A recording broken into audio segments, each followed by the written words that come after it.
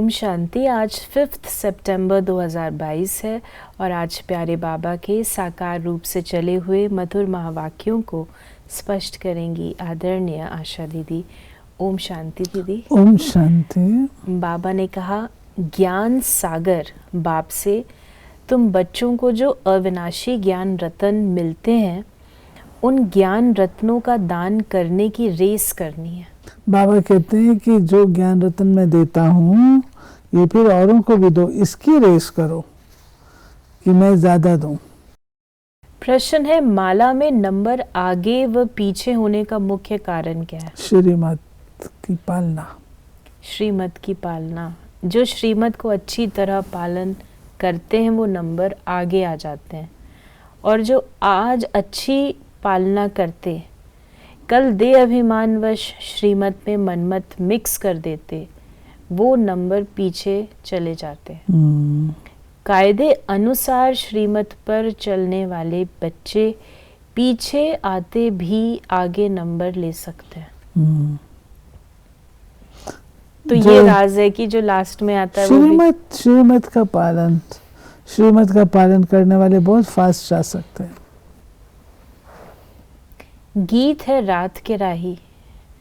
बाप दादा दोनों कहते हैं ओम शांति। दोनों का स्वधर्म शांत है। हम बच्चों के अंदर से भी निकलना चाहिए। ओम अर्थात अहम आत्मा का स्वधर्म है शांत। अभी हम जाते हैं शांति धाम में। पहले पहले हमको बाबा शांति धाम में ले जाएंगे। पहले पहले कौन जाएंगे? जितना जो याद में रहेंगे वो जैसे कि दौड़ी पहनते हैं। अभी तुम आत्म अभिमानी बनते हो, उसमें बहुत मेहनत लगती है। आधा कल्प से तुमको रावण ने देह अभिमानी बनाया है। अभी बेहद का बाप परमपिता परमात्मा तुमको देही अभिमानी बना रहे हैं और अपने घर का रास्ता बता रहे हैं। जो घर का मालिक है वही बता रहे हैं। बाबा ने इसमें ये बात बताई है कि तुम इतना समय देह अभिमान में रहे हो। देह अभिमान में रहने के कारण से घर की राह भूले हुए मैं आकर के तुमको आत्म बोध कराता हूँ। आत्म बोध से फिर तुम आत्म अभिमानी बनते हो। आत्म अभिमानी बन करके फिर तुम घर चलने के लिए तैयार होते हो। बाबा ने कहा, ऐसे नहीं कि सतयुग में आत्मा ऐसे कहती है कि हमको बाप ने दुख से छुड़ाकर सुख धाम में भेजा है। वहाँ पर प्रारब्ध है, वहाँ ज्ञान नहीं है। तो बाबा ने कहा, तुम जानते हो हम आधा कल्प पावन थे, फिर रावण राज में आकर नीचे उतरते आते हैं। कला कमती होती जाती है। भारत में ही देवताएं 16 कला संपूर्ण सर्वगुण संपन्न थे। फिर उन्हों को पुनर्जन्म लेते लेते नीचे ज़रूर आना है। कला कमती होनी ही है, परंतु वो वहाँ मालूम नहीं रहता। ये सारा ज्ञान अभी तुम्हारी बुद्धि में है। फिर बाबा ने कहा कि ये 84 के चक्र की कथा सुनने से तुम चक्रवर्ती राजा रानी पद पाते हो। ये गुह्य बातें सन्यासी आदि नहीं जानते। उनका धर्म ही अलग है।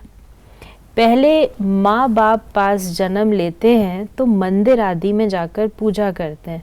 फिर जब वैराग आ जाता है तो घर बार छोड़ चले जाते हैं। बाप कहते हैं पूज्य से पुजारी भी तुम्हारे लिए ही है। गाया भी जाता है, ब्रह्मा के मुख से ब्राह्मण निकले तो ज़रूर अडॉप्टेड होंगे ना। तुम ब्राह्मण बन फिर देवी देवता बनने के लिए पुरुषार्थ करते हो। फिर बाबा ने कहा कि देखिए, बाबा ने इसमें 2 बातें स्पष्ट की हैं।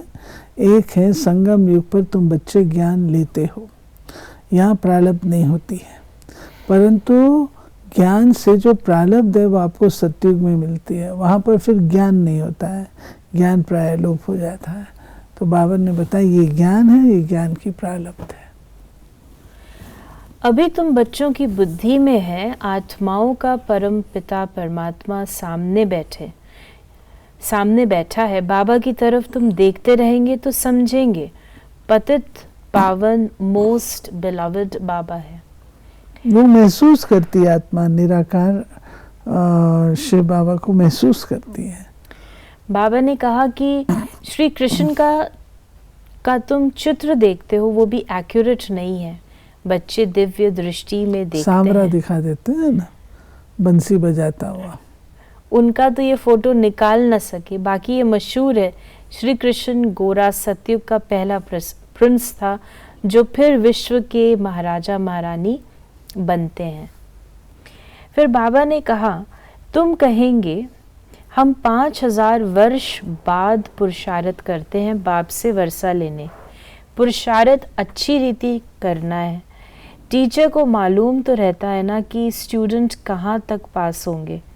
तुम बच्चे भी जानते हो कि हमारी एक रस अवस्था कहाँ तक बनती जाती है, कहाँ तक हम बाप से अविनाशी ज्ञान रत्नों का दान ले और फिर दान देते रहते हैं। ये अविनाशी ज्ञान रत्नों का दान और कोई भी नहीं कर सकता। ज्ञान सागर बाप से ये तुमको ज्ञान रतन मिलते हैं, वो जिस्मानी हीरे मोती नहीं है। तो तुम बच्चों को फिर अविनाशी ज्ञान रत्नों का दानी भी बनना है। मम्मा बाबा कितना दान करते हैं, हमारे में जो अच्छी बहनें हैं कितना अच्छा दान करती हैं। रेस चल रही है, फाइनल पास तो हुए भी नहीं है। कहेंगे प्रेजेंट समय ये तीख हैं, आगे जो माला बनाते थे और अभी जो माला बनाए तो बहुत फर्क पड़ जाए। 4-5 नंबर वाले दाने जो थे वो भी मर गए, नए ऊपर आ गए। पढ़ते हैं ना तो पढ़ने में नंबर वाइज होते हैं, श्रीमत के पालन नंबर वाइज। तो जो 4-5 नंबर पर आया करते थे बाबा कहते वो भी मर गए, अर्थात ज्ञान को छोड़ दिया, चले गए। फिर बाबा ने हम बच्चों को कहा योग के लिए भी शिक्षा देते हैं और सबके लिए उल्टी शिक्षा देंगे, उनको जिस्मानी योग कहा जाता है। सिवाय बाप के और कोई राजयोग सिखला न सके। बाबा ने कहा राजयोग के कोई चित्र थोड़े हैं, तुम ये बनाते हो समझाने के लिए, सो भी कोई देखने से तो समझ ना सके। समझाना पड़े ये ब्रह्मा राजयोग सीख कर जाए नारायण बनते हैं, ये बाजू में चित्र है। ये सब बातें धारण करना बुद्धि का काम है। इसमें टीचर क्या करेंगे? टीचर बुद्धि को कुछ कर नहीं सकते। कोई कहते हमारी बुद्धि को खोलो, बाबा क्या करे? तुम याद करते रहो और पूरा पढ़ो, आप ही खुलेगी तो बुद्धि पूरा खुलेगी। फिर बाबा ने कहा कि मुझे याद करो तो विकर्म विनाश होंगे और कोई उपाय नहीं है। योग अग्नि से ही विकारों रूपी खाद निकलेगी। याद करते करते तुम पावन बन गले का हार बन जाएंगे। घड़ी घड़ी बोलने की प्रैक्टिस करो, सिर्फ कहना थोड़े बाबा मुख खुलता नहीं है। कई बच्चे नहीं सुना सकते हैं ना, तो वो फिर कहते बाबा हम अंदर भरा हुआ तो है लेकिन सुना नहीं सकते हैं। बाबा कहते सिर्फ कहने से थोड़ी होगा, प्रैक्टिस करो। श्रीमत पर चल, जितना याद करेंगे उतना ऊंच पद पाएंगे। श्रीमत पर नहीं चलेंगे तो ताला बंद हो जाएगा, तीर लगेगा नहीं, खुशी का पारा चढ़ेगा नहीं। अपनी मत पर चलेंगे तो बाबा कहेंगे ये तो रावण मत पर हैं। बहुत देह अभिमानी बच्चे हैं जो मुरली भी नहीं पढ़ते। जो मुरली नहीं पढ़ते वो क्या ज्ञान देंगे? अनेक प्रकार की नई नई पॉइंट्स निकलती रहती हैं। देही अभिमानी बनने का पुरुषार्थ करना है, इस पुरानी देह को भी छोड़ देना है। यह तो मेरा मरा हुआ चोला है। ऐसे ऐसे अपने से बातें करते रहने हैं।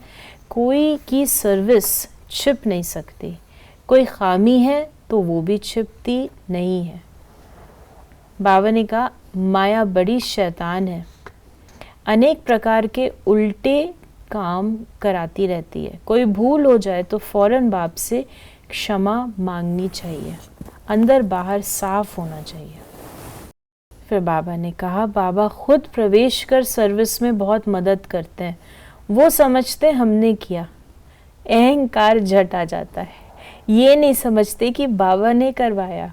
बाबा प्रवेश होकर सर्विस करवा सकते हैं फिर तो और ही डबल फोर्स हो गया। किसको लिफ्ट मिली, जाकर ऊंट सर्विस करने लग पड़े तो खुश होना चाहिए। इसमें ईर्ष्या की क्या बात है? कभी भी पर चिंतन नहीं करना चाहिए। बाबा सारी शिक्षाएं दे रहे हैं।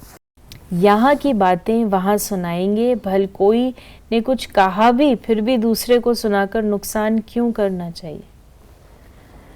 बाबा ने बहुत सारी बातें कही, धारणा की है, सारी मुरली धारणा की है। बाबा ने आज वरदान दिया, फ्राक दिल बन दुखी अशांत आत्माओं को खुशी का दान देने वाले मास्टर रहम दिल भव। वर्तमान समय लोगों को और सब कुछ मिल सकता है, लेकिन सच्ची खुशी नहीं मिल सकती।